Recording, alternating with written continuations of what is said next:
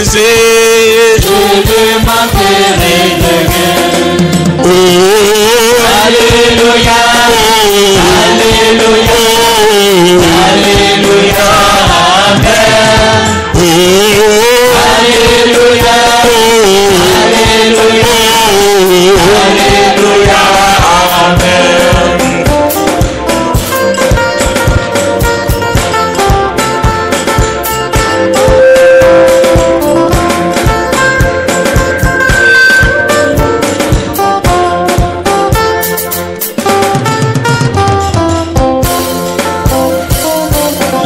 l'Éternel est mon berger.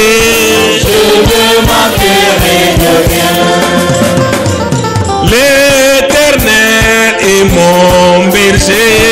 Je ne manquerai de rien. Oh, Alléluia, Alléluia, Alléluia, Amen. oh, Alléluia, Alléluia, Alléluia, Amen. Alléluia, Alléluia, Alléluia, Amen, amen. Alléluia, Alléluia, Alléluia, Alpha, Omega. Alléluia, Alléluia, Dieu est tout puissant. Alléluia, Alléluia, Alléluia, amen. Alléluia, Alléluia, Oh, alléluia. Christ est vallée. Alléluia. Oh, alléluia. Oh, Alléluia, rose de Sarah. Alléluia. Oh, alléluia. Amen.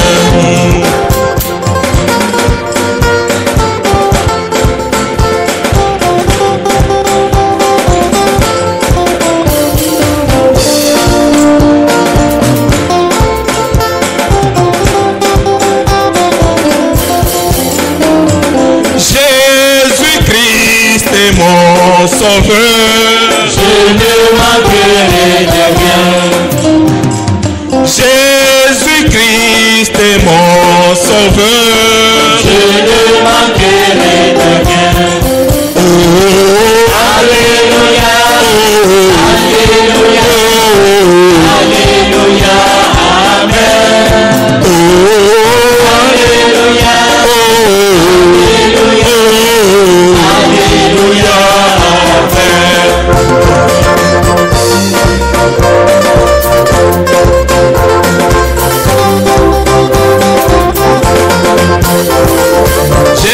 Jésus-Christ est mon sauveur. Je ne manquerai de rien. Jésus-Christ est mon sauveur. Je ne manquerai de rien. Oh, Alléluia, Alléluia, Alléluia, Amen. Alléluia, Alléluia,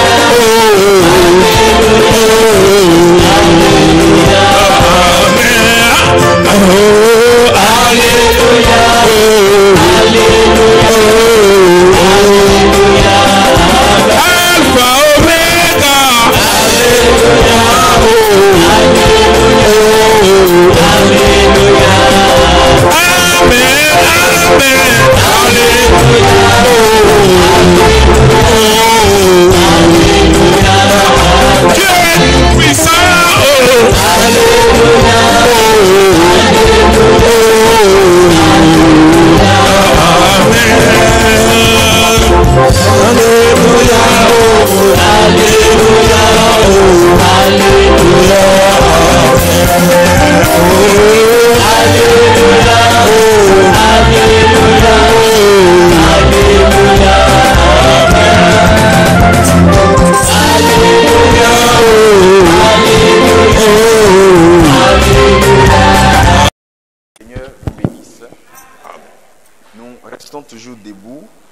Linoté.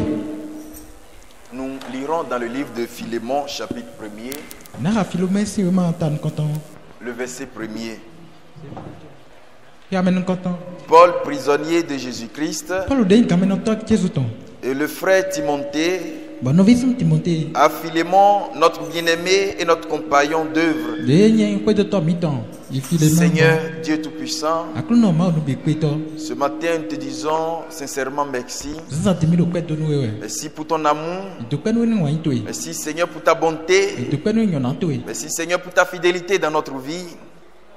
Tome. Voici encore dans ta maison. Et de mi le kweto ebe. Te prions Père. Ya lo vive weto. D'aller parler dans le cœur de tout un chacun de Wa do nous. ronia mi-temps do koroko. Manifeste-toi dans notre vie, Mon wede kla do gba mi-temps me. moyen de ta parole, C'est que mo to me. pour que ton nom soit élevé. Oni ni koto ni yaga. Seigneur, Akluno je yi. me recommande entre tes mains. Ni mi de la to le me. Je te prie, Père, Vewe. que je sois un instrument dans tes mains, Nous disons dans l'autre main. mais dans ma bouche, Seigneur, Nous t'aimons. les paroles qu'il faut pour l'édification de ton C'est peuple. des rotoués, des gars. Nous te disons merci. Au nom de Jésus, nous avons prié. Que le Seigneur vous bénisse. Vous pouvez vous asseoir. Que Dieu vous bénisse. Nous continuons avec notre sujet d'hier. Paul, prisonnier de Jésus-Christ. Paul, prisonnier de Jésus-Christ. Et nous avons vu hier quelle était la conduite de Paul au moment où il était au pied de Gamaliel. Nous avons vu quelle était sa conduite au moment où il marchait avec Gamaliel. Il était au pied des hommes jusqu'à ce que il a plu au Seigneur de le rencontrer sur le chemin de Damas. Et sur ce chemin, après avoir rencontré le Seigneur, nous voyons cet homme qui dit au Seigneur, il dit, Seigneur, mais que veux-tu que je fasse? Et telle doit être la question de tout un chacun de nous.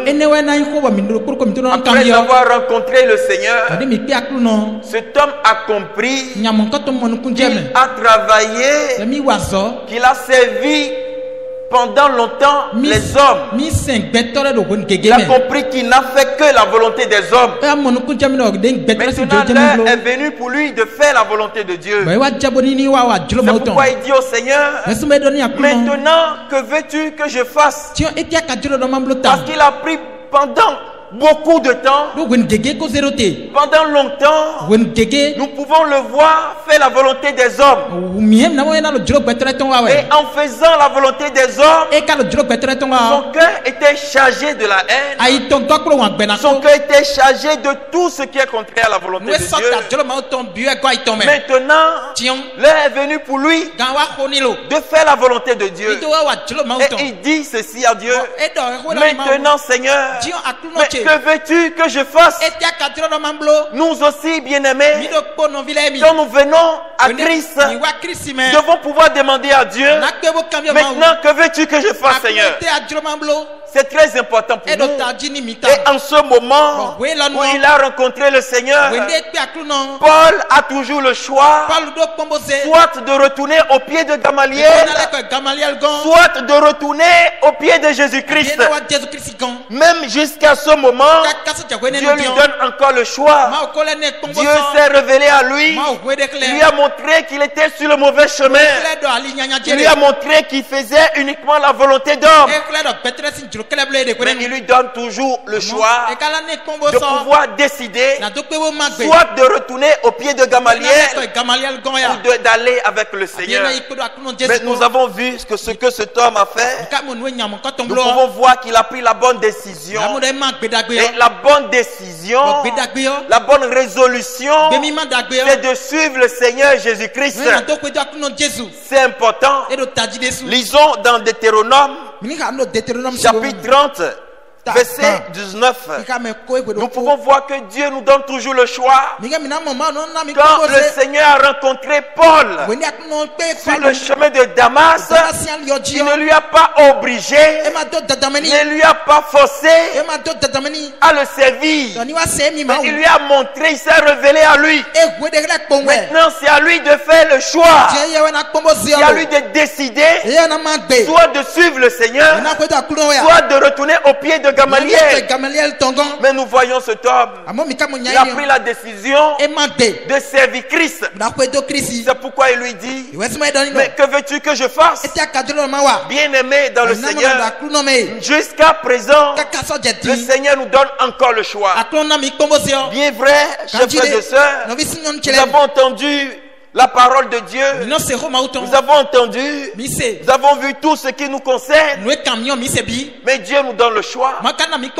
Vous avez le choix de décider comme Paul ou de continuer dans la vie du monde.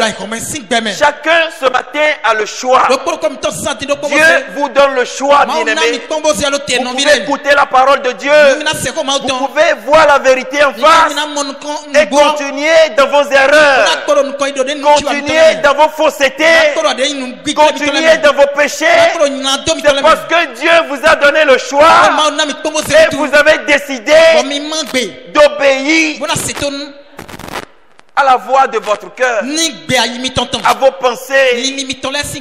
Mais ce que Dieu veut de nous, c'est que nous puissions décider, prendre la bonne décision. Et quelle est cette bonne décision? C'est de suivre Christ. Et nous avons vu Paul qui a pris cette bonne décision et il est allé jusqu'à la fin. Deutéronome chapitre 30, verset 19. Il dit, j'en prends aujourd'hui à témoin contre vous le ciel et la terre. J'ai mis devant toi la vie et la mort, la bénédiction et la malédiction. Choisis la vie afin que tu vives, toi et ta postérité. C'est ça la recommandation du Seigneur. Dieu nous donne le choix. Dieu ne nous force pas. Non. Mais il nous donne le choix. Et c'est à nous de décider. Soit de le suivre ou de continuer sur le mauvais chemin. C'est pourquoi il dit ceci. J'ai mis devant toi. Donc devant toi se trouve le chemin du mal. Devant toi se trouve aussi le chemin du bien. Il y a le chemin de la mort et le chemin de la vie éternelle. Maintenant, il te donne le choix. Alléluia. C'est à toi de décider. N'oubliez pas, bien-aimé, il a bien dit ceci. Il dit mais choisis la vie. Choisis la vie afin que tu vives, toi et ta postérité. Donc c'est un choix que Dieu donne à tout un chacun de nous. Dieu ne nous oblige pas, mais il met devant nous deux chemins. Il y a le chemin qui mène à la perdition.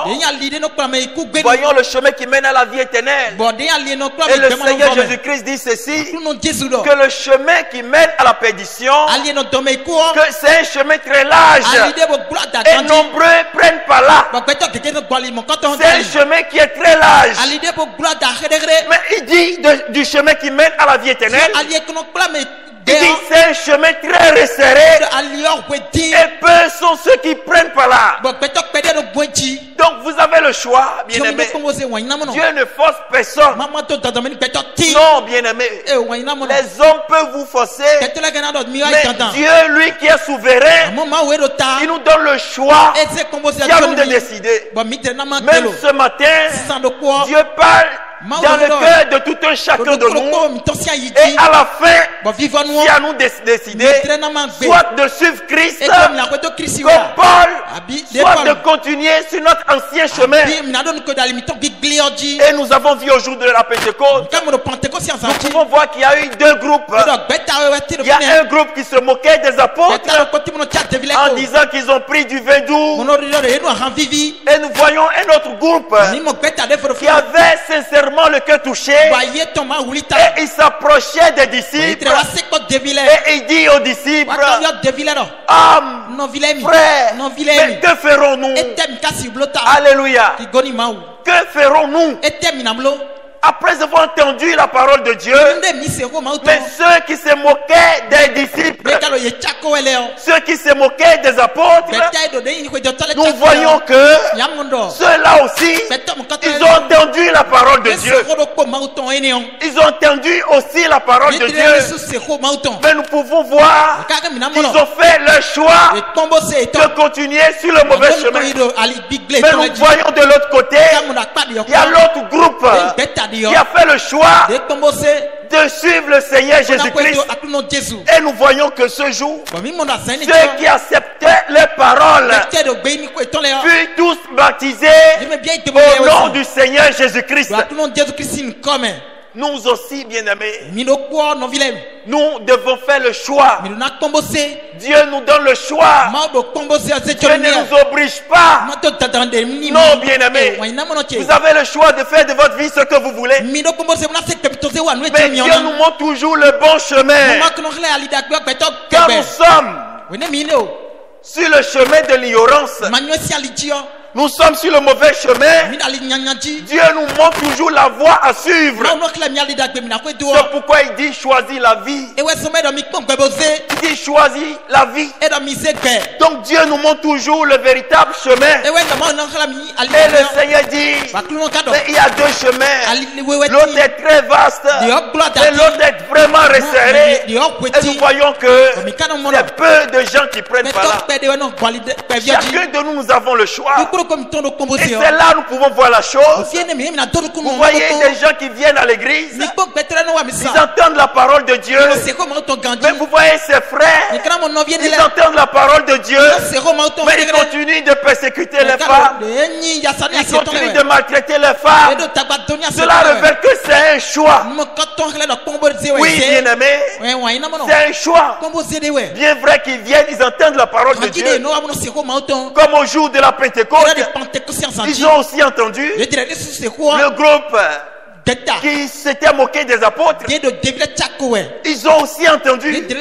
Vous voyez quelqu'un, il vient de la maison de Dieu, ils entendent la parole de Dieu, mais quand il retourne, c'est des dettes impayées et il n'a pas la volonté de payer. C'est aussi un choix, bien-aimé. Dieu nous donne le choix. Le Seigneur, il a fait grâce à cet homme Paul, parce qu'il a compris que cet homme agissait selon son ignorance. Et Dieu a décidé de le visiter. Et nous voyons, Dieu ne lui a pas forcé. Non. Mais nous voyons Paul, cet homme a pris la bonne décision, celle de suivre le Seigneur Jésus-Christ. Et ce matin, bien-aimés, le Seigneur nous appelle aussi à prendre la bonne décision, celle qui est de suivre le Seigneur Jésus-Christ. Nous devons prendre cette bonne décision. Et c'est là la bonne décision. C'est la meilleure des décisions qu'un homme doit prendre dans la vie. Il y a une meilleure décision qu'un homme doit prendre dans ce monde ici-bas. C'est celle de suivre le Seigneur Jésus-Christ. Et nous avons vu Paul, il a décidé de suivre le Seigneur Jésus-Christ. Mais quand vous voyez un peu le rang de cet homme, le rang de cet homme, au moins il était dans le judaïsme. Quand vous voyez son rang, nous voyons que c'est un homme qui était très bien instruit et il avait reçu des pouvoirs. Et nous pouvons voir que en ce temps-là, Paul n'était pas n'importe qui. Ce n'était pas n'importe qui. Il avait reçu des pouvoirs de persécuter l'église du Seigneur, de persécuter les enfants de Dieu. Mais après avoir rencontré le Seigneur, il peut voir qu'il a servi les hommes. Qu'il a servi les hommes pendant longtemps. Et l'heure a sonné pour lui de servir maintenant le Seigneur. C'est un moment de décision. Et il dit, mais Seigneur, que veux-tu que je fasse? Bien-aimé dans le Seigneur, quand nous venons ici, nous devons savoir que c'est une maison de correction. Si vous n'êtes pas prêt à être corrigé par la parole de Dieu, il est mieux de rester à la maison. Ne venons pas ici pour nous amuser, mais c'est une maison de correction. Nous venons pour notre préparation. Cela est très important pour nous. Et nous devons décider de faire ce que dit la parole de Dieu, ou de faire ce que nous demandent les traditions, les coutumes de ce monde, la vie de ce monde. Chacun doit décider. C'est très important. Oui, bien-aimé. Et voyez cet homme. Il a décidé. Il peut voir peut-être ses diplômes. Puisque à ce moment-là, ces diplômes n'est plus d'importance. Ces diplômes n'a plus d'importance. C'est un temps décisif. Et il doit prendre la décision. Si au moment où il était au pied de Gamaliel, il avait l'honneur, la gloire, s'il recevait des privilèges, alors c'est le moment pour lui de sortir de tout cela. Il doit être privé de toutes ces choses pour suivre le Seigneur Jésus-Christ. Oui, bien-aimé, nous pouvons voir cet homme. Il n'a pas regardé à tout ce qu'il pouvait perdre. Il a décidé de le suivre. Et il dit ceci: toutes ces choses qui étaient pour moi comme des gains, aujourd'hui, je les regarde comme une pète, comme de la boue. Oui, bien-aimé, en ce temps-là, c'est des choses précieuses. C'est qu'il avait l'honneur. Mais quand il a rencontré le Seigneur, il doit faire le choix, soit de continuer dans l'honneur du monde, dans les privilèges que le monde nous donne, soit d'accepter la décision de son Créateur. Oui, bien-aimé, et il a pris la bonne décision. Et ce matin, Dieu nous appelle à prendre la bonne décision. Dieu nous appelle à prendre la bonne décision. Et vous voyez cet homme, il a pris la bonne décision. Et quand il a accepté de suivre le Seigneur Jésus-Christ, il dit maintenant, que veux-tu que je fasse? Il a mis de côté toute sa sagesse, tout ce qu'il a appris au pied des hommes.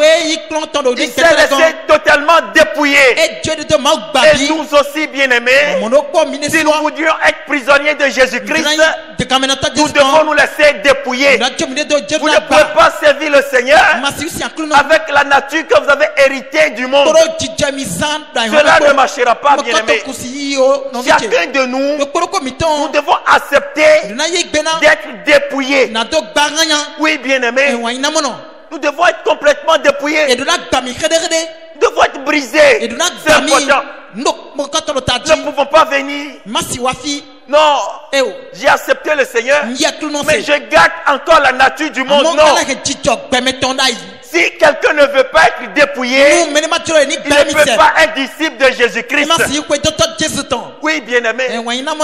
Quand nous acceptons le Seigneur Jésus-Christ, nous devons mettre de côté notre moi, notre pensée, notre savoir-faire n'a pas de place devant la parole de Dieu. Devant le Seigneur, c'est sa parole qui a l'autorité. Et quand nous l'acceptons, nous devons être prêts à faire ce que nous demandent les Écritures. Oui, bien-aimés, nous devons accepter. Nous ne pouvons pas dire, oui, je sais le Seigneur, mais je garde de côté la vie du monde. Nous devons être complètement dépouillés.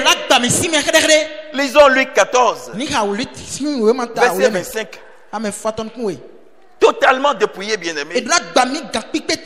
Oui, chers frères et sœurs. Non, mon frère. Non, ma sœur. Devons accepter d'être dépouillés par la parole de Dieu. Que toute vie en nous qui est contraire à la vie de Dieu, nous devons accepter que la volonté de Dieu seule soit faite dans notre vie. Seule la volonté de Dieu. Paul dit, vous voyez cet homme avec toute sa sagesse, tout ce qu'il a reçu au pied de Gamaliel, il dit, si je vis, ce n'est plus moi qui vis. Donc nous devons nous effacer pour donner place au Seigneur Jésus-Christ.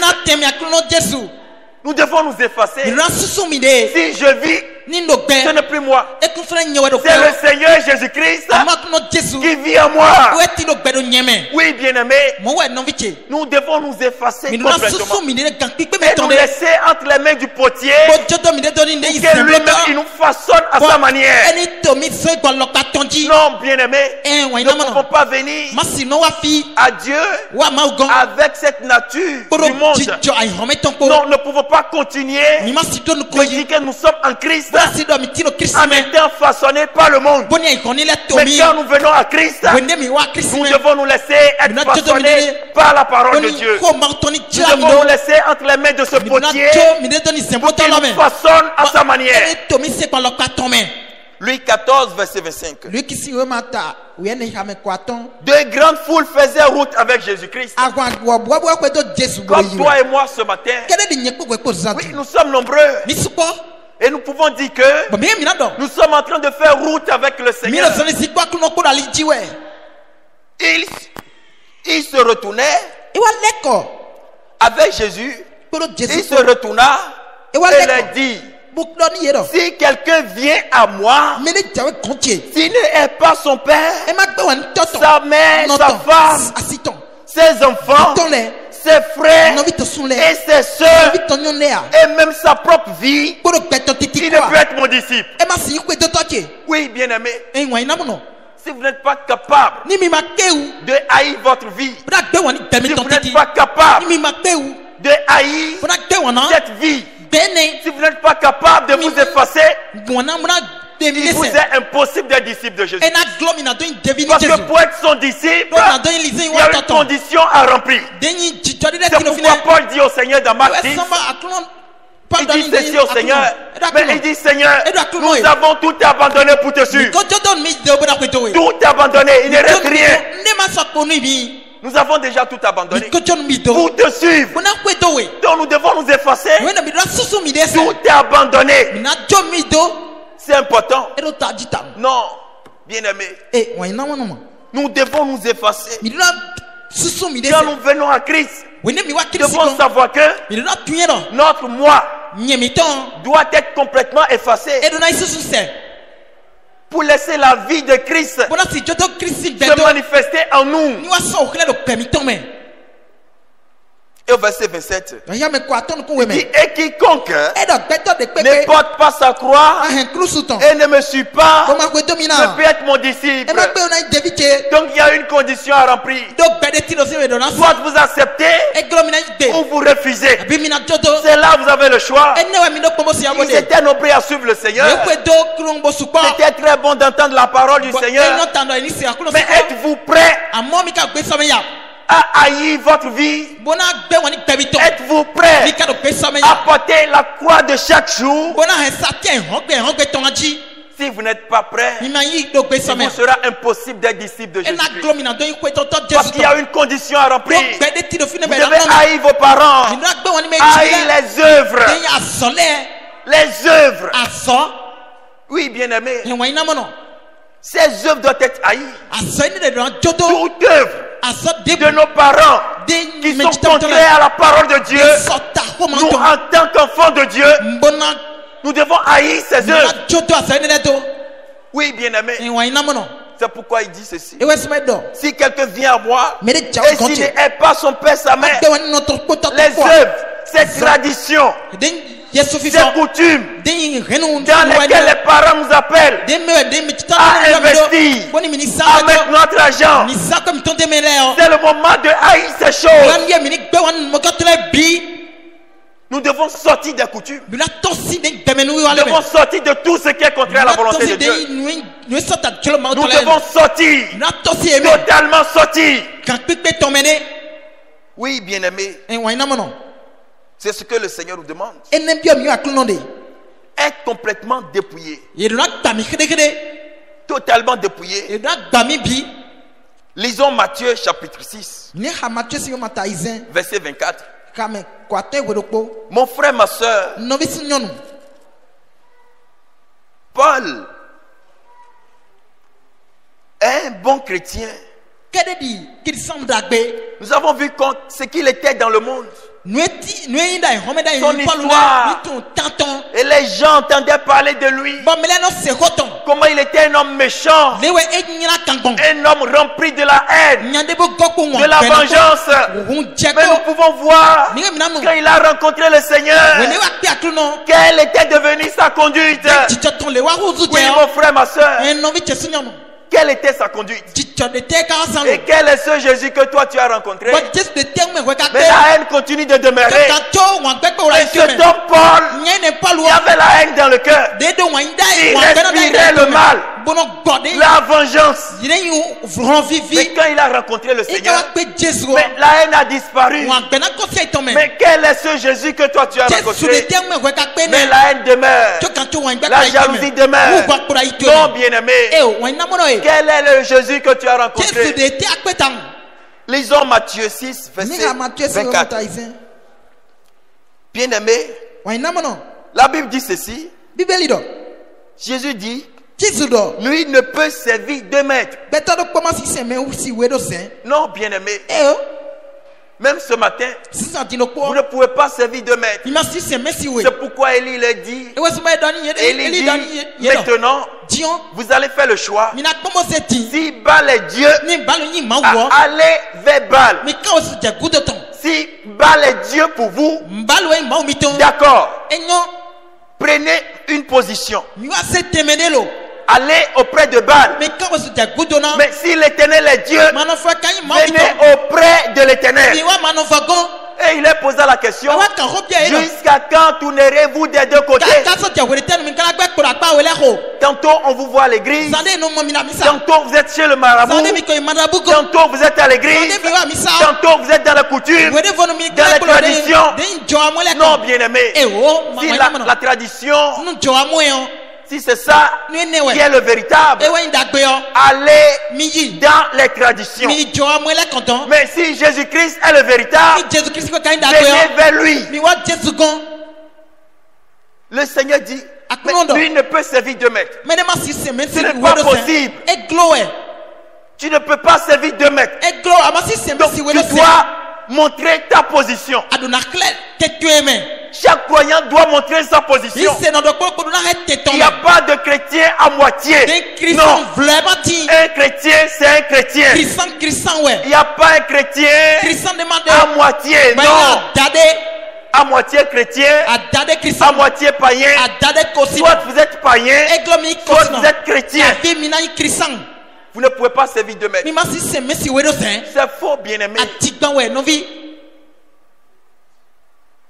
Si nous sommes chrétiens, nous devons tout trouver en lui. C'est important. Lui ne peut servir 2 maîtres. Car il haïra l'un et aimera l'autre. C'est à vous de faire le choix. Soit vous allez haïr les traditions, les coutumes, la vie du monde pour aimer Christ,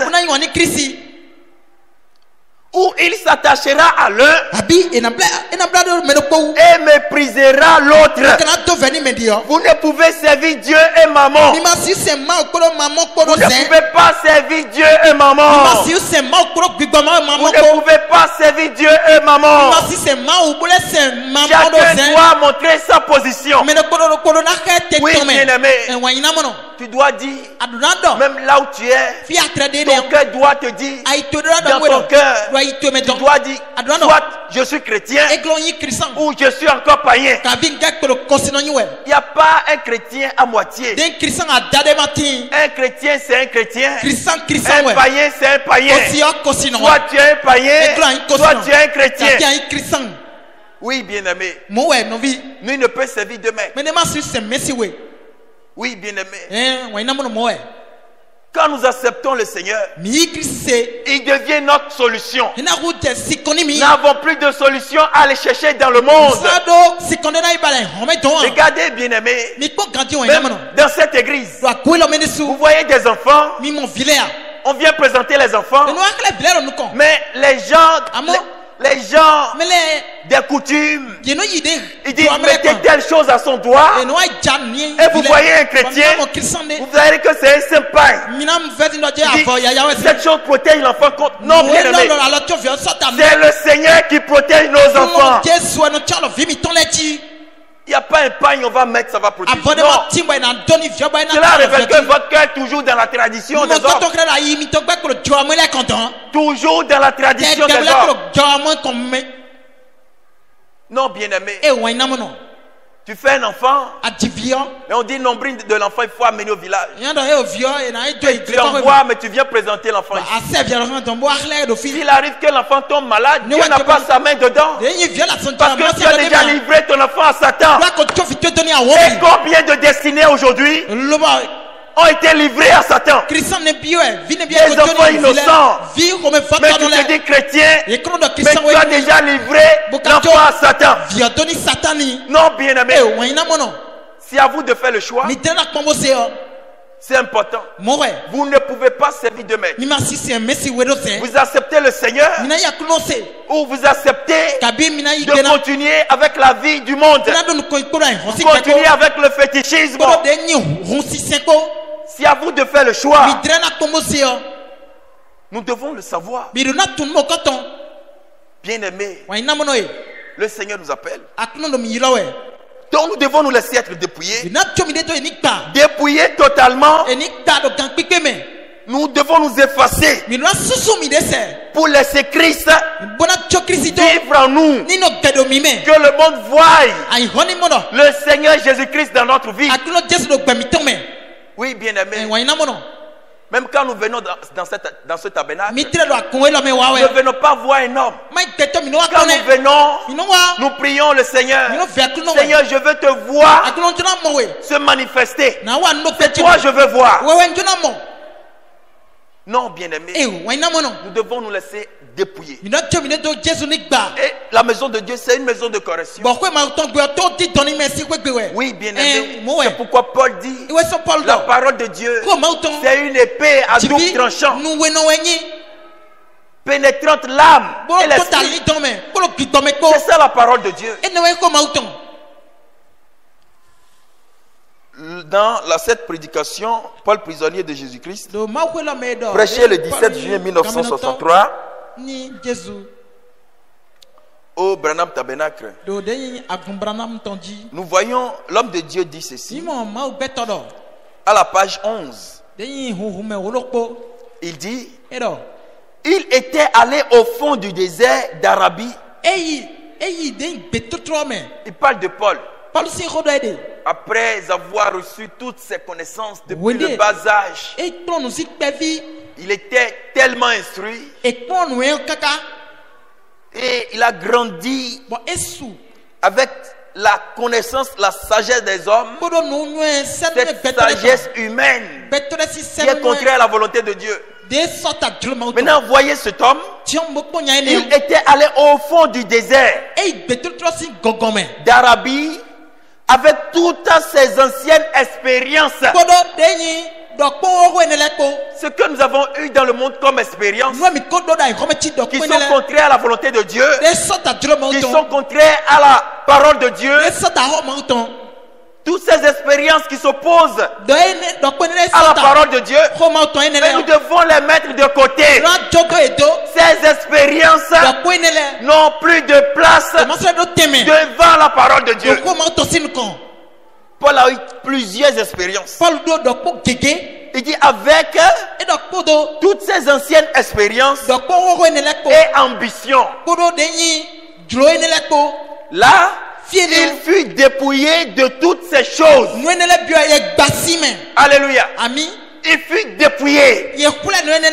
Alléluia. Tout ce qu'il a reçu, tout ce qu'il a dépensé pour recevoir l'instruction des hommes, il était dépouillé. Complètement dépouillé. Toutes ces choses qui étaient pour lui comme des gains, il était dépouillé de cela. Complètement dépouillé. Et l'homme de Dieu dit, c'est là que nous voyons aujourd'hui que nous devons être dépouillés premièrement. Alléluia. Donc la première des choses à faire, c'est le dépouillement. C'est là la première des choses. Nous devons nous laisser dépouiller. Peut-être il y a longtemps, nous disons, nous avons accepté le Seigneur, mais ne sommes pas encore dépouillés. C'est pourquoi il y a encore les raisonnements. C'est pourquoi il y a encore la haine. C'est pourquoi il y a encore la jalousie. Parce que nous ne sommes pas encore dépouillés. Quand nous venons à Christ, toutes ces choses, ces expériences du monde, toutes ces expériences qui sont contraires à la parole de Dieu, nous devons d'abord nous laisser dépouiller. Alléluia. Pour avoir de nouvelles expériences avec le Seigneur.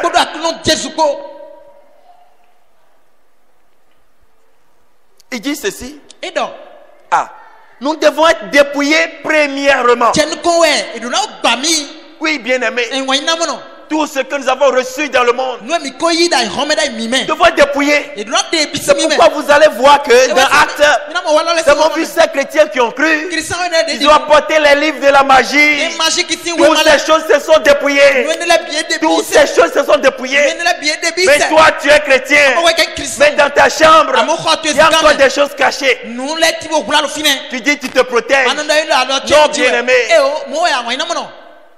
tu n'es pas encore dépouillé. Non, ça c'est mon père qui m'a donné. Ça c'est ma mère qui m'a donné avant de mourir.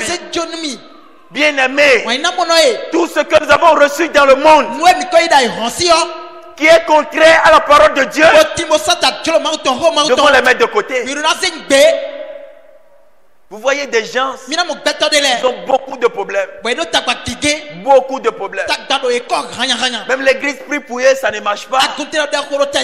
Mais parce qu'ils ont des choses cachées. Ils ont des choses cachées. Ils ne peuvent pas se débarrasser. Parce qu'ils trouvent ces choses très utiles plus que le Seigneur Jésus. Les choses du monde. Non, bien-aimés. Le Seigneur nous appelle. Nous devons nous dépouiller. Tout ce qui se trouve dans nos maisons, nous devons nous dépouiller et demander au Seigneur de venir s'installer dans cette maison. Il faut que la lumière règne. Oui, bien-aimé. Là où il y a les ténèbres, les chrétiens ne sont pas là. Et une petite chose du monde, une petite chose de la tradition fera installer les ténèbres dans ta vie. Là, Dieu n'est pas encore là. Le péché, c'est l'incrédulité. Quand il y a une petite chose que vous gardez encore sur vous, mais vous êtes encore dans les ténèbres. Regardez Ève. Juste une petite parole. C'est ça qui a induit le monde entier dans le péché. Le monde entier dans l'erreur. Une petite chose. Bien-aimé, devant Dieu, il n'y a pas de petite chose. Non. Nous devons nous débarrasser de tout pour permettre à la lumière de régner. les autres choses que nous attendons, ce sont les attributs du péché. Mais le péché même, c'est l'incrédulité. Celui qui est incrédule ne va jamais vouloir se débarrasser de ces choses. Non, bien-aimé, tu veux du travail, mais tu cherches encore dans le monde. Tu demandes à l'église de prier pour toi, mais tu envoies de l'argent à tes parents qui aillent voir chez les marabouts. Non, bien-aimé, ça ne marchera pas. Dans les petites cérémonies de la famille, dans les coutumes de la famille, non, chaque année on doit faire cérémonie pour les ancêtres, pour les morts. Tu participes aussi et tu veux que Dieu te bénisse. Dieu ne te bénira pas. Non, bien-aimé, c'est important. Devons nous laisser dépouiller. Notre Dieu, c'est le véritable Dieu. Alléluia. C'est le véritable Dieu. Et nous devons l'expérimenter. Parfois, vous regardez certaines personnes, vous dites, ils n'ont jamais expérimenté Dieu. Jamais expérimenté Dieu. Oui, bien-aimé, quand nous l'expérimentons, même quand il arrive que nous sommes dans des problèmes, nous regardons seulement en arrière. Il y avait tel problème, mais voilà ce que le Seigneur a fait. Mais s'il l'avait fait, il est capable de le faire encore. Mais si tu n'as jamais expérimenté Dieu, tu iras vers les traditions. Non, bien-aimé. Alléluia. Dieu est fidèle. Il y avait dans la semaine, je parlais avec un frère. Il me dit telle chose, tu ne peux jamais la voir en étant ici. Et je lui dis voilà, le Seigneur a fait de telle chose dans ma vie. Et je n'ai jamais travaillé pour la voir. Dieu m'a fait telle chose. Et le frère était étonné. Je lui dis, il faut expérimenter Dieu. Mais quand il y a les petites choses, non, le Seigneur n'agira pas. Nous devons nous débarrasser totalement, comme Paul. Il s'est laissé dépouiller. Mais tu viens avec ton caractère. Personne ne peut te parler. Mon frère, tu es loin de la vérité. Devant Dieu, notre caractère s'efface. Alléluia. Devant Dieu, personne ne peut résister. Car devant Dieu, nous nous effaçons. Nous nous effaçons. Quand Paul a vu, la Bible dit, il est tombé. Regardez même Esaïe. Dans Esaïe 6, quand l'ange parlait à Esaïe, il dit, oh, je suis un pécheur. Il ne peut pas se tenir debout. Il ne peut pas tenir devant Dieu. Nous ne pouvons pas tenir. Bien vrai qu'il soit prophète, mais quand l'ange a décidé de le visiter, il ne peut plus tenir. Oui, bien sûr. Le Seigneur est fidèle. Et nous devons premièrement nous dépouiller de tout. Devons nous dépouiller. Parfois nous utilisons les calculs du monde. Nous calculons. Bien aimé. Non. Nous ne pouvons pas calculer. Nous calculons. Bien aimé, Dieu lui ne calcule pas avant de nous bénir. Et pour venir nous sauver, il n'a pas calculé. Parce qu'en le faisant, que va-t-il gagner? Il n'y a pas de calcul. Non, bien aimé. Nous devons laisser Dieu être Dieu dans notre vie. Si vous êtes ici ce matin, même si vous êtes baptisé il y a 3 ans, même si vous êtes baptisé il y a 5 ans, même si vous dites que vous avez cru il y a beaucoup d'années, et que vous avez une petite chose dans votre maison qui vient des coutumes, qui vient de la tradition, qui vient des choses du monde, bien aimé, le Seigneur ne vous connaît pas. C'est pourquoi il dit, vous avez entendu dans Matthieu 7, verset 21, dit, nombreux me diront, Seigneur, Seigneur, mais n'avons-nous pas évangélisé, prophétisé en ton nom, mais je leur dirai ouvertement, je ne vous ai jamais connu. Alléluia. Jamais connu. Et Paul a montré le bon exemple d'un chrétien. Ça, c'est un bon exemple. Un homme, pas n'importe quel homme, un grand homme, mais qui avait la haine. Et il disait dans Éphésiens, il dit, autrefois, nous étions de leur nombre.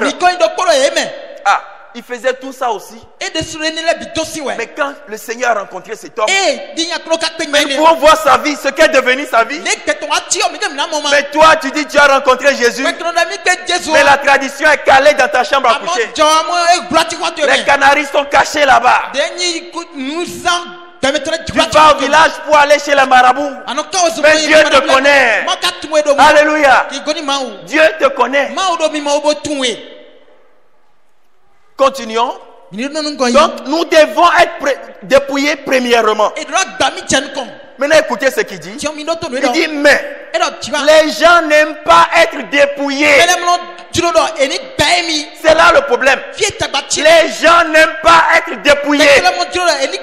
Ils veulent adorer 2 maîtres à la fois. Non. Il dit les gens n'aiment pas être dépouillés. Il dit le frère méthodiste tient à garder quelques bribes de son enseignement méthodiste. Non, c'est ce que j'ai appris. Il dit, il aime à garder ça. Il ne veut pas être dépouillé. Même quand vous lui montrez pas les Écritures, ça seulement il ne veut pas laisser. Ou bien il cherche peut-être les moyens pour aller dans d'autres églises où on prêche ce qu'il croit. Là où on peut lui permettre de garder cette chose en lui. Le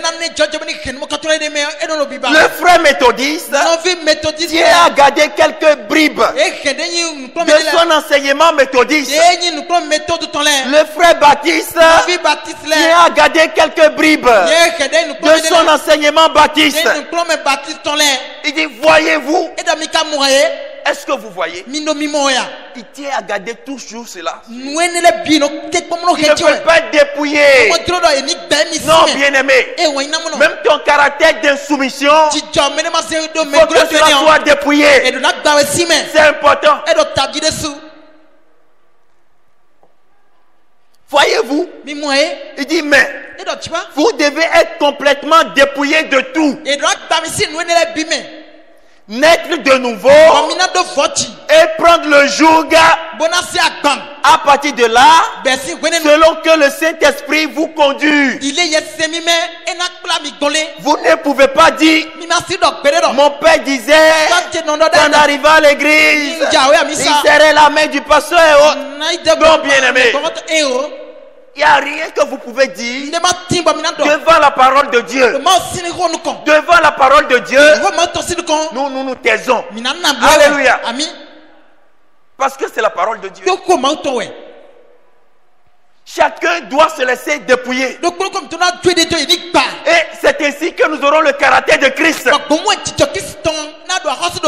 Oui, bien aimé. Nous devons nous efforcer. Il faut que nous soyons complètement dépouillés. C'est important. Bien aimé, le Seigneur nous appelle au paragraphe 13. À la page 13, l'homme de Dieu dit, il dit, prenons le personnage de Moïse. Il était né pour être un libérateur. Et il le savait. Il savait qu'il était venu au monde pour être un libérateur. Il dit, mais avant de parler de Moïse, je voudrais dire ceci. Tout homme qui veut le servir fidèlement, Dieu doit toujours en faire son prisonnier. Un homme doit abandonner toutes ses ambitions. Un homme doit abandonner toutes ses ambitions. Tout ce qu'il a, toute sa vie, son âme, son corps, sa volonté. Je veux si, frère, si ce que tu veux est contraire à la volonté de Dieu, on abandonne. Alléluia. Nous nous prions à la volonté de Dieu. Et un chrétien, c'est de faire la volonté de Dieu. Nous n'avons pas d'autre volonté. Alléluia.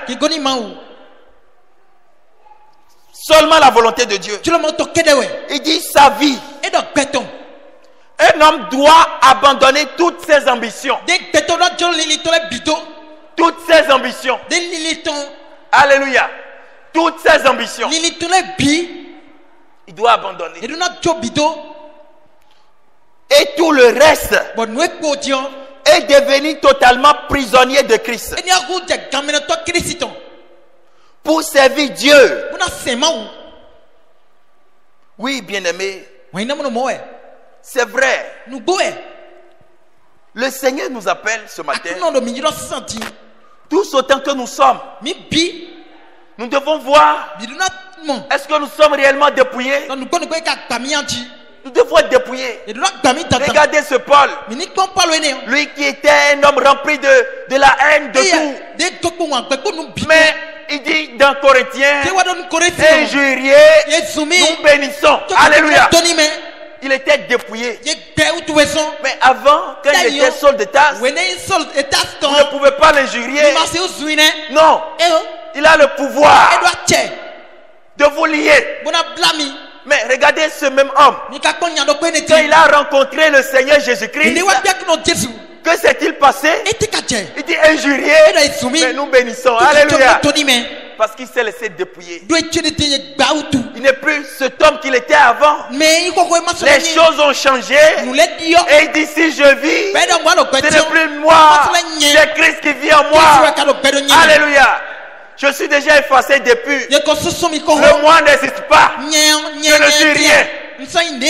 Et dans Corinthiens 4, 1 Corinthiens 4, verset 7, je pense. Il dit ceci. Qu'as-tu reçu? Qu'as-tu si tu ne l'as reçu? Donc, il a compris la chose de la bonne manière. Complètement dépouillé. Mais quel genre de chrétien es-tu? Quel genre de chrétien es-tu? Et il va dans Philémon, il dit maintenant Paul, prisonnier de Jésus-Christ. Il n'est plus prisonnier de la haine, de la vengeance. Mais il est devenu prisonnier de Jésus-Christ. Donc un prisonnier de Jésus-Christ, il n'a plus de volonté. Toute sa volonté, c'est la volonté de Dieu. C'est ça. Un prisonnier de Jésus-Christ. Et c'est cette nature que Dieu veut que chacun de nous puissions avoir. Que notre caractère, en voyant notre caractère, qu'on puisse voir en nous Christ. Pas notre caractère.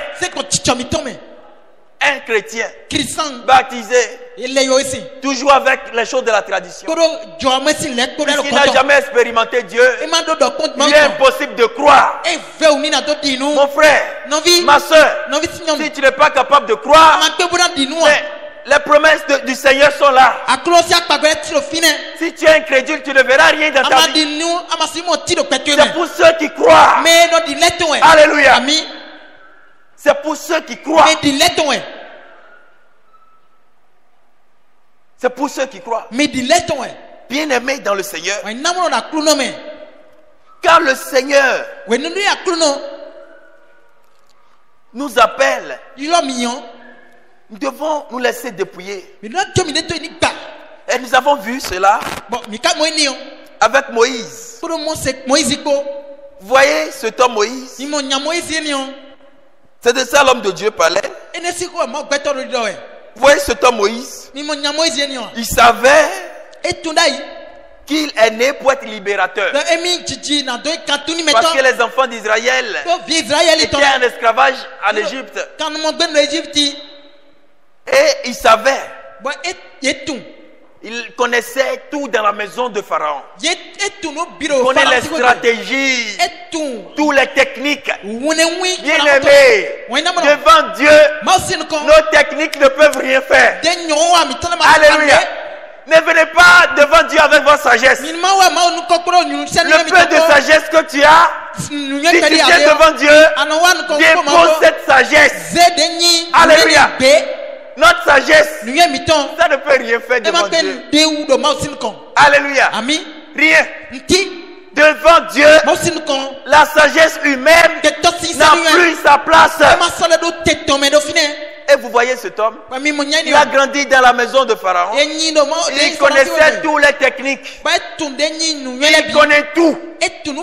Il a les stratégies, même comment faire la guerre. Il maîtrisait tout. Mais comme il savait qu'il est le libérateur, il a décidé de faire les choses alors que l'œil de Dieu n'a pas encore sonné. Il a voulu utiliser ses stratégies. Et ça a mal tourné. Bien-aimé dans le Seigneur, Dieu a sa manière de faire les choses. Nous devons éviter d'ajouter nos pensées à la parole de Dieu. Nous devons éviter d'ajouter notre sagesse humaine à la pensée de Dieu. Laissons la pensée de Dieu agir. Il dit dans Isaïe, vos pensées ne sont pas mes pensées. Vos pensées ne sont pas mes pensées. Non, bien-aimé. La sagesse de Dieu, la pensée de Dieu est différente de la pensée des hommes. Puisqu'il voit que maintenant il connaît tout dans la maison de Pharaon. Il connaît les stratégies, tout. C'est maintenant il a décidé de défendre ses frères. Et ça a mal tourné. Et vous pouvez voir Moïse avec toute sa sagesse. Cet homme a pris la fuite. Et Dieu l'amena au désert pendant 40 ans pour le dépouiller de tout ce qu'il a pris dans la maison de Pharaon. Toute sa sagesse, toutes ces choses qu'il a reçues dans le monde, il était dépouillé dans le désert. Maintenant, lorsqu'il a 80 ans, le Seigneur est apparu maintenant. Le Seigneur lui dit maintenant, je t'enverrai en Égypte. En ce moment, il n'a plus la capacité. Il est vieux. Puisqu'il avait la sagesse de Pharaon, il connaissait les techniques, comment la maison de Pharaon fonctionnait. Il veut se baser uniquement sur ces choses pour libérer ses frères.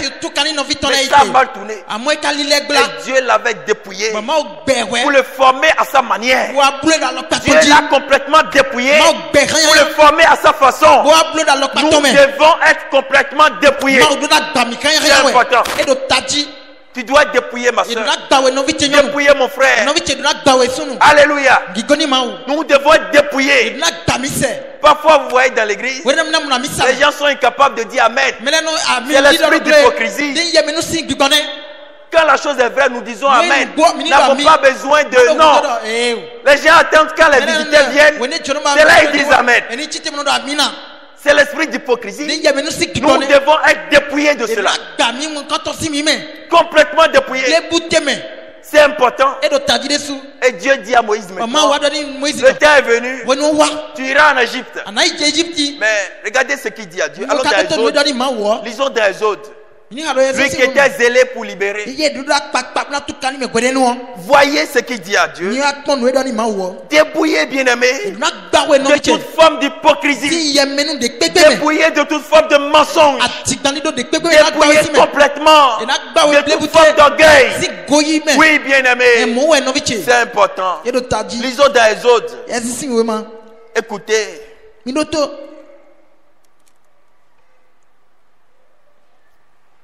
Exode chapitre 3. Quand Dieu a parlé à cet homme, au verset 11, Moïse dit à Dieu, qui suis-je pour aller vers Pharaon et pour faire sortir d'Égypte les enfants d'Israël? Vous voyez, en ce moment, il voit qu'il n'est rien. Alléluia. Mais quand il était avec Pharaon, il peut penser qu'il était quelque chose. Mais passant 40 ans dans le désert et complètement dépouillé, il dit à Dieu, mais moi qui suis-je? Alléluia. Mais qui suis-je? Mais qui suis-je pour aller devant Pharaon? C'est là qu'il voit qu'il n'est rien. Mais quand il était dans la maison de Pharaon, il voit, c'est moi le libérateur. C'est lui le libérateur. Mais quand Dieu a décidé de le dépouiller dans le désert, il dit maintenant à Dieu, mais moi qui suis? Alléluia. Qui suis-je pour aller devant Pharaon? Dieu dit, je serai avec toi et ceci sera pour toi le signe que c'est moi qui t'envoie. Quand tu auras fait sortir d'Égypte le peuple, vous servirez Dieu sur cette montagne. Moïse dit à Dieu, j'irai donc vers les enfants d'Israël et je leur dirai, le Dieu de vos pères m'envoie vers vous. Mais s'il me demande, quel est ton nom? Que leur répondrai-je? Alléluia. Regardez cet homme. Il s'est basé sur la connaissance qu'il a reçue au pied de Pharaon. Mais cette connaissance humaine, ça ne peut rien faire dans le plan de Dieu. Quand Dieu veut faire une chose, c'est lui-même qui connaît ses desseins. Il connaît même le plan. Oui, bien-aimé. Et il dit, et Dieu dit à Moïse, Jésus, c'est lui qui sue. Jésus, c'est lui qui sue. Allons au chapitre 4, verset 1er. Moïse répondit et dit, voici, ils ne me croiront point et ils n'écouteront point ma voix. Mais ils diront, l'Éternel n'était point apparu. L'Éternel lui dit, qu'y a-t-il dans ta main? Il répondit, une verge. L'Éternel dit, jette-la par terre. Il la jeta par terre et elle devint un serpent. L'Éternel dit à Moïse, étends ta main et saisis-le par la queue. Il étendit la main et le saisit. Et le serpent redevint une verge dans sa main. C'est là, dit l'Éternel, ce que tu feras afin qu'il croie que l'Éternel Dieu, le Dieu de leur père, t'est apparu. Verset 6. L'Éternel dit encore, mets ta main. Allons verset 13. Verset 12. Va donc, je serai avec ta bouche. Bon, allons verset 10. Moïse dit à l'Éternel, Seigneur, je ne suis pas un homme qui ait la parole facile. Vous voyez, quand il fut complètement dépouillé, c'est là il voit son incapacité. C'est là il voit que il aura beaucoup de difficultés à libérer les enfants d'Israël. il est dépouillé. Il voit maintenant, il n'est rien. Ah, qui suis-je? Mais je ne sais pas parler. Mais avant, est-ce qu'il savait ces choses? Quand il fut complètement dépouillé, totalement dépouillé, il dit, mais je n'ai pas la langue pas facile. Comment est-ce que tu peux m'envoyer? Mais est-ce qu'il voyait ces choses au moment où il était au pied de Pharaon? Il était dépouillé dans le désert. Complètement dépouillé. Et ce n'est ni d'hier, ni d'avant-hier, ni même depuis que tu parles à ton serviteur. Car j'ai la bouche et la langue embarrassées. L'Éternel lui dit, qui a fait la bouche de l'homme et qui rend muet et sourd, voyant ou aveugle? N'est-ce pas moi l'Éternel? Verset 12. Va donc, je serai avec ta bouche et je t'enseignerai ce que tu auras à dire. Alléluia. Bien-aimé, il faut que Dieu nous enseigne.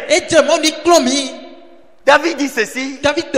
Il dit, conduis-moi, instruis-moi. Alléluia.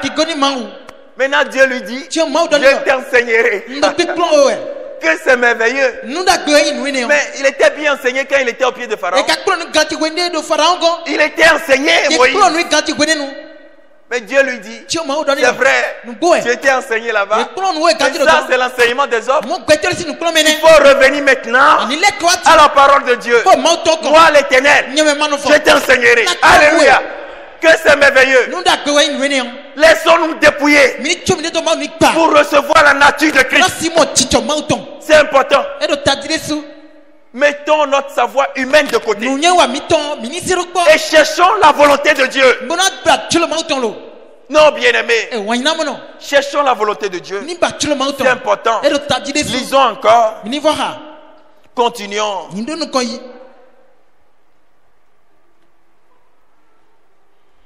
Maintenant, écoutez ce que Moïse dit au verset 13. Moïse dit, ah Seigneur, envoie qui tu voudras envoyer. Donc il ne veut plus faire le travail. Donc après les 40 ans passés dans le désert, après le dépouillement, il voit maintenant son incapacité. Nous ne pouvons rien faire de nous-mêmes, bien-aimés. Sans la grâce de Dieu, nous ne pouvons rien. Nous devons nous laisser conduire par le Seigneur. Que notre volonté s'efface pour que la volonté de Dieu soit faite. C'est important. Regardez, il veut libérer avant. Maintenant, il est incapable. Parce qu'avant, il n'était pas encore dépouillé. Le moi continuait d'agir. La pensée des hommes, le peu de connaissances qu'il a reçu au pied de Pharaon, cela continue d'agir. Et il ne voyait pas ses faiblesses. Il dit maintenant je suis libérateur. Il faut que je libère maintenant. Mais ça m'a mal tourné. Mais tout ce temps passé dans le désert, ça lui a donné une bonne leçon. Il était totalement dépouillé. Et il voit maintenant, je ne peux pas. Bien-aimé, tant que tu peux, le Seigneur ne fera rien pour toi. Dieu agit dans la vie de ceux qui sont incapables, de ceux qui sont faibles. Dieu agit dans la vie de ceux qui se voient incapables. Mais tant que tu peux, le Seigneur te regardera. Continuons. Verset 13. Moïse dit, ah Seigneur, envoie qui tu voudras envoyer. Alors la colère de l'Éternel s'enflamma contre Moïse. Et il dit, n'y a-t-il pas ton frère Aaron, le Lévite? Je sais qu'il parlera facilement. Le voici qui vient au devant de toi. Quand il te verra, il se réjouira dans son cœur. Bien-aimés, voyez à quel point nous sommes faibles. Mais parfois nous ne voyons pas nos faiblesses parce que nous ne sommes pas encore dépouillés. Oui, bien-aimés. Ne voyons pas nos faiblesses. Parce que nous ne sommes pas dépouillés. Allons dans Hébreu. Nous allons voir les enfants d'Israël. Hébreu 3, verset 8. Voyons les enfants d'Israël. Voyez, il y a un chemin très rapide pour aller en Canaan. Mais Dieu a voulu qu'ils prennent par le désert afin qu'ils soient tous dépouillés. Puisqu'ils ont appris les choses de l'Égypte, ils sont nés là-bas, ils ont appris beaucoup de choses. Mais Dieu ne veut pas qu'ils amènent ces choses dans sa maison. Donc il faut d'abord que ces enfants d'Israël soient d'abord dépouillés. Et Dieu a voulu qu'ils prennent par le désert. Mais arrivés dans le désert, ils n'ont pas voulu se laisser dépouiller. Allons dans Hébreu 3 à partir de verset 8. Il dit, n'endurcissez pas vos cœurs comme lors de la révolte,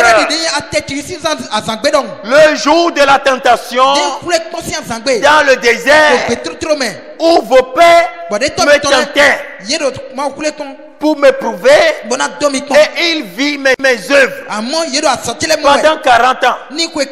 Aussi, j'ai fû irrité contre cette génération, et je dis, ils ont toujours un cœur qui s'égare. Ils n'ont pas connu mes voies. Amen. Ils n'ont pas connu la voix de l'Éternel. Dieu veut qu'ils soient dépouillés dans le désert. Mais ils n'ont pas connu la voix de l'Éternel. Ils n'ont pas connu mes voix. J'ai juré donc dans ma colère, ils n'entreront pas dans mon repos. Maintenant au verset 12. Il dit, prenez garde, frère, que quelques-uns de vous n'aient un cœur mauvais et incrédule. Prenez garde. Ces enfants d'Israël n'ont pas voulu se faire dépouiller. Avec tout ce que Dieu a fait à ses enfants dans le désert.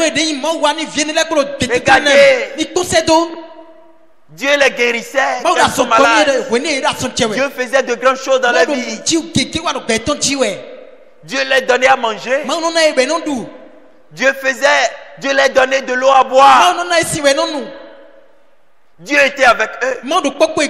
Et pourtant, ils ont vu toutes ces choses. Dieu s'est manifesté à eux. Ils ont vu des miracles, des grands prodiges. Mais ils n'ont pas voulu se laisser dépouiller. Ils ont gardé la vie de l'Égypte en eux.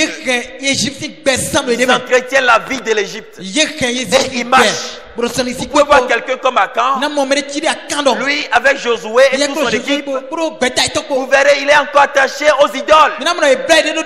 Après avoir vu les miracles, tous les prodiges de Dieu, mais il reste toujours attaché aux idoles. Et là, au moment où ils doivent aller combattre, il avait l'idole. Et il a fait tomber tous les enfants d'Israël. Les enfants d'Israël étaient battus à cause de lui. Nous devons être dépouillés, bien-aimés. Le Seigneur nous appelle. Quand tu vois que tu peux quelque chose, quand tu vois que je peux, c'est le signe que tu n'es pas encore dépouillé. Paul dit ceci. Paul ou bien Jacques dit ceci. Il dit ceci. Il dit, mais vous qui dites, allons, lisons ensemble dans Jacques.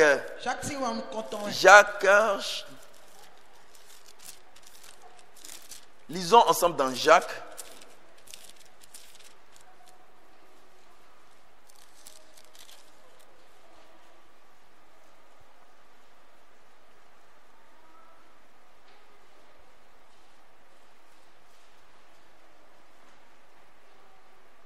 Dans Jacques chapitre 4, partie de verset 13. Il dit, à vous maintenant, qui dites, aujourd'hui ou demain, nous irons dans telle ville, nous y passerons une année, nous trafiquerons, nous gagnerons. Il dit, vous qui ne savez pas ce qui arrivera demain, car qu'est-ce que votre vie? Vous êtes une vapeur qui paraît pour un peu de temps une vapeur. C'est ça un homme. Nous devons savoir qui paraît pour un peu de temps et qui ensuite disparaît. Verset 15. Il dit, vous devriez dire au contraire, si Dieu le veut, nous vivrons. Et nous ferons ceci et cela. Verset 16. Mais maintenant, vous vous glorifiez dans vos pensées orgueilleuses. Ces choses mauvaises que de se glorifier de la sorte.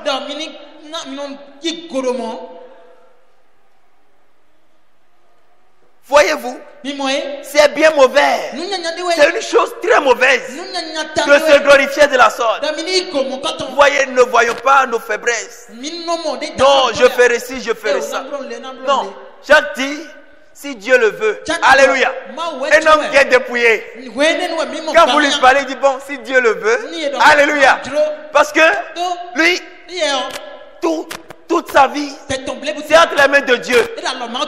Donc il dit seulement, bon, si Dieu le veut, alléluia, nous ferons ci, nous ferons ça. Bien aimés dans le Seigneur, oui, comme ces enfants d'Israël. Vous voyez ces enfants, lisons dans, nous sommes en train d'aller à la fin, lisons dans Exode, chapitre 14, verset 10. Voyez un peu ces enfants d'Israël. Dieu a fait de grandes choses devant eux. Mais voyez encore, puisqu'ils ne se sont pas encore laissés dépouiller, Pharaon approchait. Les enfants d'Israël levaient les yeux. Et voici, les Égyptiens étaient en marche derrière eux. Et les enfants d'Israël eurent une grande frayeur et criaient à l'Éternel. Il dit à Moïse, n'y avait-il pas des sépulcres en Égypte sans qu'il fût besoin de nous mener mourir au désert? Que nous as-tu fait en nous faisant sortir d'Égypte? Voyez, ils ont quitté l'Égypte, ils étaient devant la mer, mais ils ont encore gardé les choses de l'Égypte en eux, les pensées de l'Égypte. Mais est-ce qu'il n'y a pas de sépulcres là-bas? Pourquoi est-ce que tu nous as fait sortir? Non, bien aimé, pour être prisonnier de Jésus-Christ, que nous soyons totalement dépouillés, que tout ce qui est ancré en nous, que cela soit complètement dépouillé, tout ce que nous avons pris sur nous, que nous puissions ôter toutes ces choses, que tout ce qui est ancré en nous, que tout cela soit complètement dépouillé. C'est important. Oui, mon frère, ma soeur, c'est important. C'est pourquoi la Bible dit dans 2 Corinthiens 5 verset 17, il dit, si quelqu'un est en Christ, il est une nouvelle créature. Les choses anciennes sont passées. Alléluia. Donc il est totalement dépouillé. Les choses anciennes, c'est totalement passé. Toutes choses sont devenues nouvelles. Oui, mon frère, ma soeur, écoutons encore ce que l'homme de Dieu dit. Ici, pour finir, dans la même prédication, à la page 14, il dit ceci. Il dit, Dieu cherche des prisonniers. Il a toujours fait. Dieu cherche des prisonniers. Dieu cherche des prisonniers. Il a toujours fait. Vous n'avez qu'à sonder les Écritures.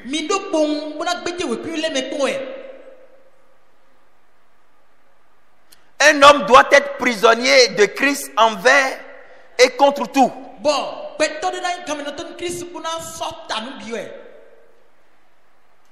Pas gamenoto, c'est ça, pas gamenoto. Un homme doit être prisonnier de Christ envers tout et contre tout. Par conséquent, vous ne pouvez pas être lié à quoi que ce soit en dehors de Christ. Amen. Vous ne pouvez pas être lié. Il n'y aura rien dans votre vie qui va prendre la place de Christ. Non. C'est-à-dire Christ doit être à la première place. Donc même quand toutes les autres choses viennent, c'est la décision de Christ qui doit être au-dessus de tout. Amen. Il dit vous devez vous délier. Délier, être lié. Vous ne pouvez pas être lié à quoi que ce soit en dehors de Christ. Il dit même pas à votre père. Oui, mon frère, ma soeur. Là, il est écrit que tu aimeras ton Dieu plus que tout. Alléluia. Tu dois même aimer ton Dieu plus que ta femme. Alléluia. Tu ne peux pas aimer ta femme plus que Dieu. Tu dois aimer ton Dieu plus que ta femme. Parce que s'il arrive que tu aimes ta femme plus que Dieu, tu seras comme Akab.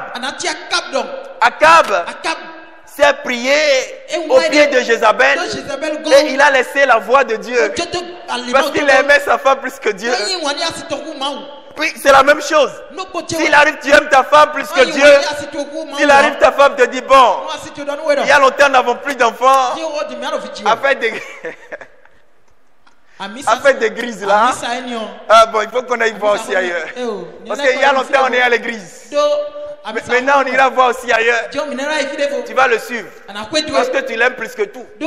Mais quand tu aimes Dieu de tout ton cœur, tu diras à ta femme, mais sois patiente. Abraham était âgé. Sarah était âgée. Mais Dieu s'est souvenu de lui. C'est ça, bien-aimé. C'est pourquoi Dieu doit occuper la première place dans notre cœur. La première place, même au travail. Si c'est le travail qui occupe la première place, quand il arrivera, ton chef te dira, si tu ne fais pas ceci, s'il te dit fais une fausse facture, si tu ne le fais pas, je te renvoie. Tu es obligé de le faire. Parce que le travail a pris la première place dans ton cœur. Mais quand c'est Dieu qui a pris la première place dans ton cœur, tu ne le feras pas. Puisque la Bible dit que Pierre dit ceci, que nous devons souffrir comme des véritables chrétiens. Il dit si quelqu'un souffre comme un chrétien, qu'il n'ait point honte. Donc si tu es renvoyé comme un chrétien, alléluia, mais c'est la joie, alléluia. Là je suis heureux, je dirais Seigneur, j'ai encore gagné le combat, alléluia. Parce que je suis renvoyé du service comme chrétien. Et non, je garde mon travail. C'est synonyme que tu aimes ton travail plus que ton Dieu. À chaque fois que nous faisons prier la parole de Dieu à cause de quelque chose, à cause d'un intérêt, cela révèle que cette chose est plus importante pour nous que Dieu. C'est pourquoi il dit à Moïse, dis aux enfants d'Israël, tu aimeras ton Dieu plus que tout, plus que ta femme, plus que tes enfants, plus que ton travail, plus que tout. Alléluia. Tu dois l'aimer plus que tout.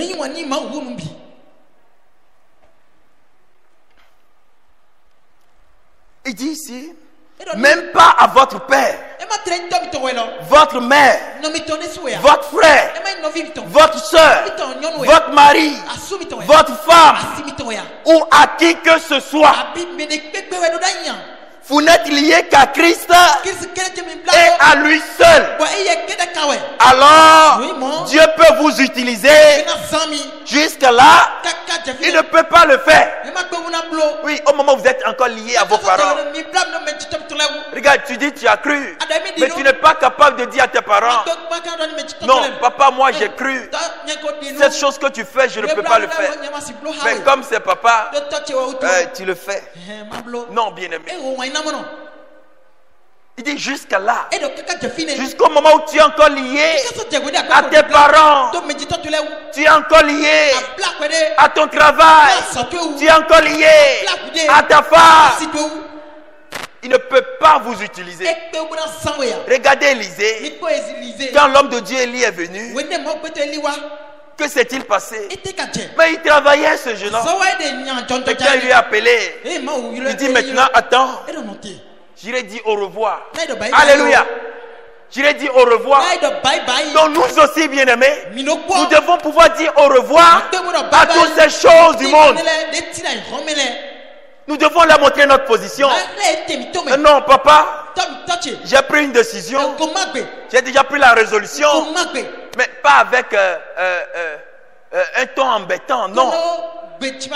Non, la Bible dit d'obéir aux parents. Oui, pas avec un ton embêtant, non, papa, non, avec du bruit, non. Mais avec la sagesse, avec la douceur. Amen.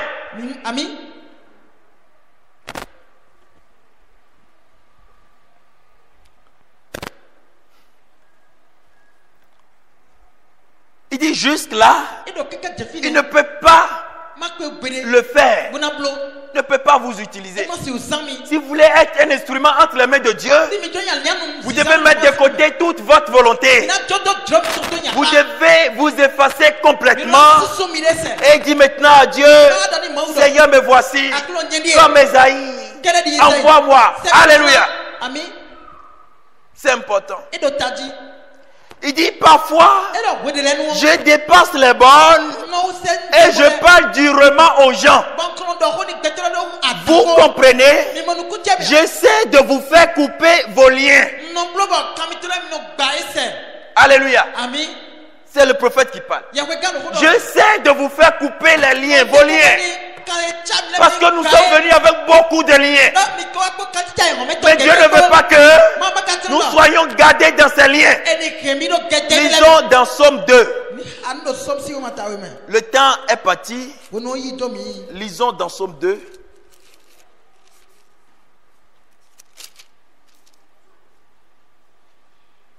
Verset 3. Il dit, brisons les liens. Délivrons-nous de les chaînes. Ces liens doivent être brisés. C'est important. Brisons les liens. Délivrons-nous de les chaînes. Toutes les chaînes de la tradition. Ces liens de la tradition.